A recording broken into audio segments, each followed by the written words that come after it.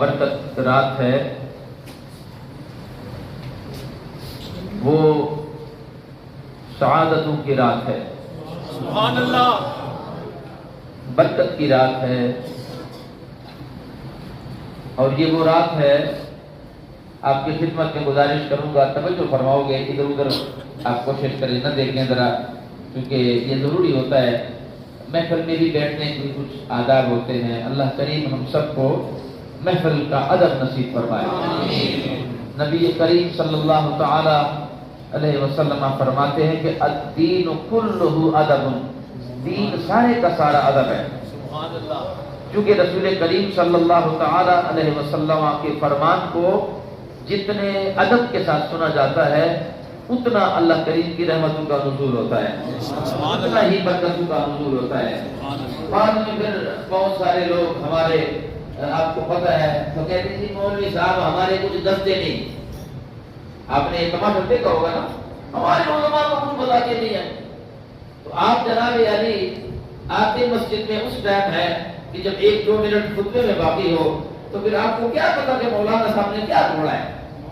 یہ فطرت ہے ہمارے لوگوں کی کہ ہم جناب حضرت لقمان حکیم جب فوت ہونے لگا نا تو ان کی اولاد نے ان سے گزارش کی کہ بابا کوئی وصیت تو ہماری اگر آپ مہربانی کر لیں، کوئی وصیت کرے ہمیں۔ تو انہوں نے کہا کہ بیٹا وصیت ایک ہی ہے، باقی بہت ساری وصیتیں میں آپ لوگوں کو کر چکا ہوں، مگر ایک وصیت ہے، وہ یہ ہے کہ جب تک تم سے کوئی مشورہ نہ مانگے، جب تک تم سے کوئی مشورہ نہ مانگے، مفت فی سبیل اللہ کسی کو مشورہ نہ دیا کرو۔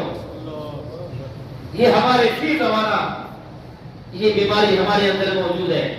ہم دوسرے ہی، ایک میری ڈیوٹی ہے، آپ کی اپنی ڈیوٹی ہے، مگر ہم ایک دوسرے سے ان کے ڈیوٹی کے بارے میں پوچھتے ہیں اور اپنی طرف سے فی سبیل اللہ مشورہ پیش کرتے ہیں۔ تو لقمان حکیم فرماتے ہیں کہ آپ اپنے مشورے کے قدر و قیمت کو زیرو کر دیتے ہیں کہ ایک بندہ آپ سے مشورہ مانگتا بھی نہیں ہے، آپ فی سبیل اللہ شروع ہے اور مشورہ دے رہے ہیں۔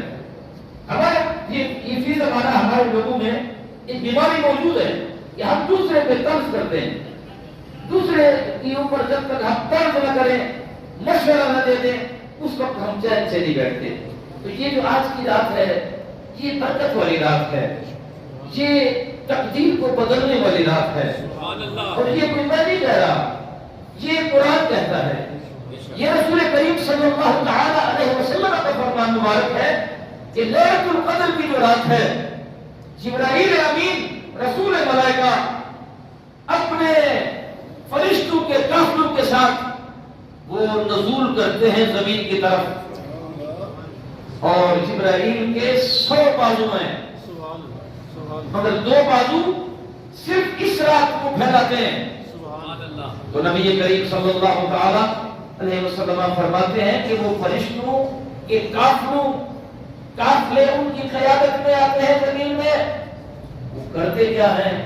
تو نبی پاک صلی اللہ تعالی علیہ وسلم فرماتے ہیں کہ وہ جو لوگ اخلاص کے ساتھ قیام کرتے ہیں، اخلاص کے ساتھ تلاوت کرتے ہیں، اخلاص کے ساتھ ذکر الہی کرتے ہیں، اخلاص کے ساتھ اللہ اللہ کرتے ہیں، اخلاص کے ساتھ اس کے نام کو جپتے ہیں، تو اختتام پر پھر وہ دعا جب کرتے ہیں تو ان فرشتوں کا کام ہوتا ہے کہ جب وہ دعا کرتے ہیں تو ان کی دعاؤں میں وہ فرشتے آمین کہتے ہیں،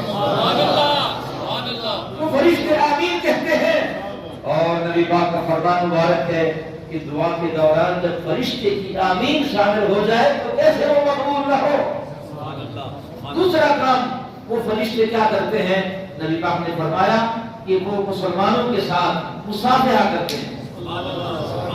وہ فرشتے مسلمانوں کے ساتھ مصافحہ کرتے ہیں، ہاتھ ملاتے ہیں، اور وہ فرشتے ایک صحابی رسول اللہ علیہ وسلم، حضور وہ کتنے فرشتے نازل ہوتے ہیں اس رات؟ حضور نے فرمایا پورے روئے زمین پر جتنے کنکریاں ہیں نا، کنکریاں، ان سے بھی کہیں زیادہ وہ فرشتے ہوتے ہیں، اور وہ پوری رات یہ ڈیوٹی کرتے ہیں۔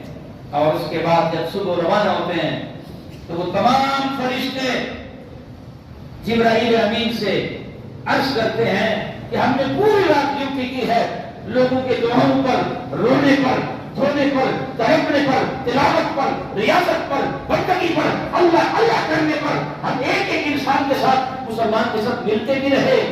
دعاؤں پر آمین بھی کرتے رہیں۔ آپ یہ بتا دیں کہ اتنے مخلوقات میں اللہ کریم نے کس کس کو معاف کر دیا ہے؟ آپ کو تو سارا پتا ہوگا، کیونکہ آپ جبرائیل امین ہے اور اللہ کریم نے آپ کو یہ طاقت دی ہے کہ آپ ہر ایک کے عبادت کو، ریاستوں کو جانتے ہیں کہ خدا نے کس کس کے دعاؤں کو قبول فرمایا ہے۔ تو جبرائیل امین عرض کرتے ہیں کہ اے فرشتوں، اللہ کریم نے ان تمام لوگوں کو صرف ان کے گناہ معاف نہیں کیے بلکہ ان کے گناہوں کو نیکیوں میں تبدیل کر دیا۔ جنہوں نے اس رات بیان کیا، اس رات نفل پڑھے، اس رات تلاوت کی ہے، اللہ اللہ کرتے رہے، تو اللہ کریم نے ان سب کو صرف معاف نہیں کیا بلکہ ان کے زندگی کے جتنے گناہ ہیں